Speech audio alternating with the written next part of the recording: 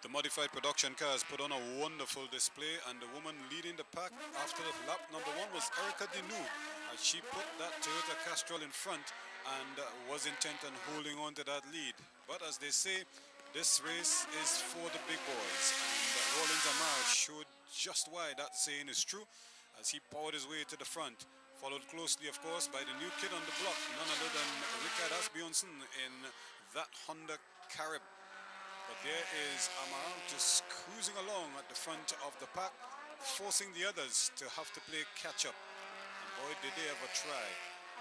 Asbjornsen tried his luck at one stage as he pushed for second place, but there was Dinu just keeping things tight at the front as she really gave it her best shot.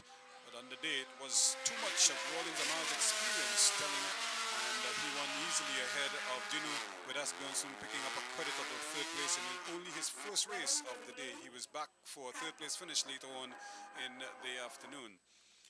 In the Carib Stock Car Series, it was another one for the book, so to speak, because a big field was on hand for this one, and the Speedway car with Gary Hunt at the controls took control of proceedings very early on and dared the others to stay with him. Now the conditions were really proving to be a big test. Already we saw one or two cars, including the Rocket with Chris Figuera on board, being a victim of the conditions, really pushing and shoving all around the place as the drivers tried desperately to keep control of their cars. The Speedway car, time and again, almost lost control, but excellent handling skills by Gary Hunt kept it in the frame. But with just about 5 laps to go, Gordon Gonzalez put the Carib car in front, quite appropriately, one would have to say, as this was the Carib Stock Car Series, and nobody could lead him after that. It was expertly driven under difficult conditions, and you could see the Valvoline Ashmead Mohammed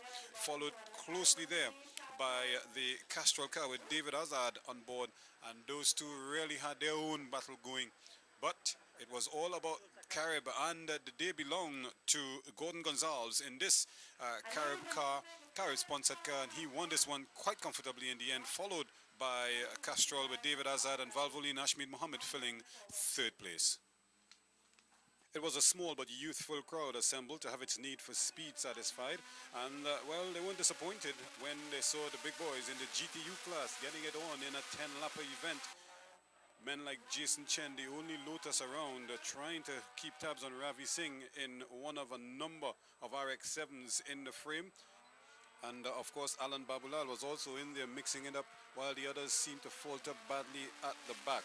So it became Jason Chen's chase of Ravi Singh in his RX-7, followed closely by Alan Babulal in third place. But on the 8th lap, disaster for the Lotus, because on that final curb, he just seemed to go too wide and mishandled a little bit, and Babulal was there to pounce. He assumed second position and held on down the stretch to come in safely behind the winner, Ravi Singh, followed there by Alan Babulal and Jason Chen in third place in the Lotus. So a big victory there for Ravi Singh as he celebrates in style. The crowd assembled there also saw the rally cars doing their bit in the first event of the evening. It was won easily by the Green Sentra with Shelford Robinson at the controls. The Blue Sunny was second, but the Yellow Sentra with Donald Gopal in the frame made amends in the second race of the day, and he blew the opposition away to win this one quite comfortably and sewed up first place. So there they are, the winners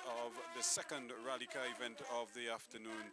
Donald Gopal and company in the Yellow Sentra. And among the bikers, well, it was a no contest because Richard Estrada, riding bike number 1, blew the opposition away early and never looked back.